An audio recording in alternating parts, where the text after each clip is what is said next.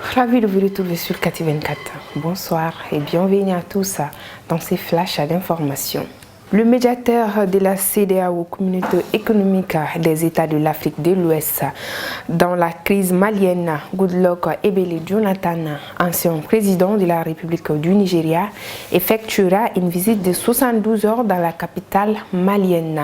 Sa délégation était attendue hier, lundi 20 février 2023, à Bamako. Lors du dernier sommet extraordinaire de la CEDEAO tenu à Addis Abeba, les chefs d'État et de gouvernement ont instruit à la Commission de suivre les progrès réalisés dans la mise en œuvre des différentes feuilles de route de transition en étroite collaboration avec les médiateurs de la CEDEAO et d'en rendre compte au prochain sommet. Cette nouvelle visite du médiateur de la CEDEAO pour le Mali s'inscrit dans ce contexte. Durant son séjour, il procédera à des rencontres avec la classe politique, les corps diplomatiques, l'EGE, la Cour constitutionnelle, le Conseil national de transition, CNT, comité de suivi du chronogramme de la transition. Sa rencontre avec le président de la transition, colonel Assimi Goïta, chef de l'État, mettra fin à la dite visite. Pour rappel, la dernière visite du médiateur de la CEDEAO pour le Mali date de novembre 2022, au cours de laquelle il avait séjourné 48 heures à Bamako, les 29 et 30 novembre 2022. Lors de son intervention, le médiateur avait souligné des progrès enregistrés et qu'ils sont d'avis avec les autorités de la transition sur les efforts fournis. L'OCLE et partenaires organisent la deuxième conférence de haut niveau sur la corruption en Afrique du 20 au 23 février à Bamako. Sous la haute présidence du colonel Assimi Goïta, le président de la transition, le premier ministre Choguel Kogala Maïga a lancé solennellement les travaux de la deuxième conférence internationale sur la corruption ce lundi 20 février à l'hôtel de l'Amitié de Bamako. Cette cérémonie d'envergure internationale a été organisée par l'Office Centre de lutte contre l'enrichissement illicite, accompagné de plusieurs partenaires techniques et financiers, notamment le PNUD, ONUDC, les ambassades du Canada et Canada et Pays-Bas au Mali, ENAP, l'UCEJ et le gouvernement malien et d'autres structures de lutte contre la corruption et délinquance financière.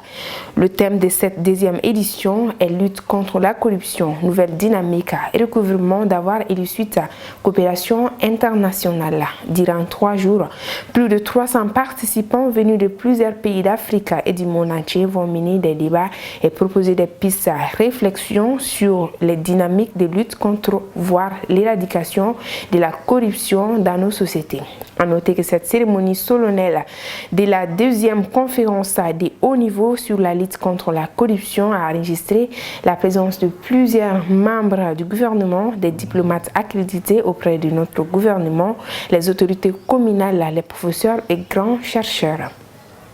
Ce lundi 20 février 2023, les locaux de la Maison de la Presse du Mali ont été saccagés. Cet acte déplorable s'est déroulé durant un point de presse organisé par un groupe d'acteurs politiques et de la société civile. La Maison de la Presse condamne avec la dernière vigueur cet acte violent. La fêtière des médias rappelle que, quels que soient les motifs et qui que soient les auteurs, le saccage du haut lieu des expressions plurielles et indignes de notre Mali qui se veut un arbre de paix. La Maison de la Presse invite les autorités compétentes à faire toute la lumière sur ces événements malheureux afin que les auteurs et leurs complices soient punis conformément aux lois.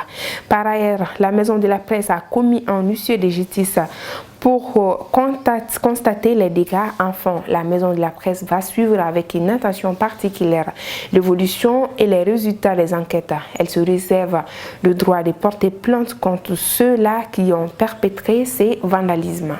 Burkina Faso, pour clôturer le flash de ce soir, l'armée annonce lundi avoir neutralisé au moins 60 terroristes après avoir subi une attaque vendredi dernier qui a coûté la vie à 8 militaires. Les soldats burkinabés ont été la cible d'une embuscade suivie de tirs nourris de djihadistes vendredi 17 février 2023 entre les localités de Oursi et Déou dans la région du Sahel, rapportent des sources concordantes. L'armée parle d'intenses combats au cours d'une attaque complexe qui a coûté la vie à 8 soldats et blessé 3 autres. Plusieurs militaires qui sont toujours recherchés, ajoute l'état-major général de l'armée qui fait savoir que tous les moyens sont mis en œuvre pour les retrouver. Des renforts ont été par la suite déployés en appui et pour procéder à des opérations de ratissage. Ils ont ensuite pris en chasse à plusieurs colonnes de terroristes rescapés qui se sont rendus dans une forêt près de Soumbéla à la frontière malienne où se trouve leur base, croit savoir l'agence d'information du Burkina. Nos sources indiquent que l'armée y a mené des frappes aériennes, neutralisent plusieurs dizaines d'hommes armés affiliés au groupe de soutien à l'islam et aux musulmans et détruit du matériel de guerre. Une soixantaine de terroristes ont été tués lors de la contre-offensive aérienne qui a visé les colonnes ennemies qui tentaient de s'exfiltrer en direction de la frontière au nord. Assure l'armée qui soutient avoir détruit 7 véhicules armés et des dizaines de motos. L'armée salue le courage des soldats et invite les populations à s'abstenir de diviser des bilans qui ne corroborent aucune concession sur le terrain. Depuis 2015, le Burkina est la cible d'exactions des groupes djihadistes qui ont fait des milliers de victimes et entraîné le déplacement de près de 2 millions de personnes. Et voilà, c'est ainsi que s'achève cette édition. Merci à vous de l'avoir suivi. Restez connectés sur Kati 24, l'actualité continue et passez une très belle soirée. À demain.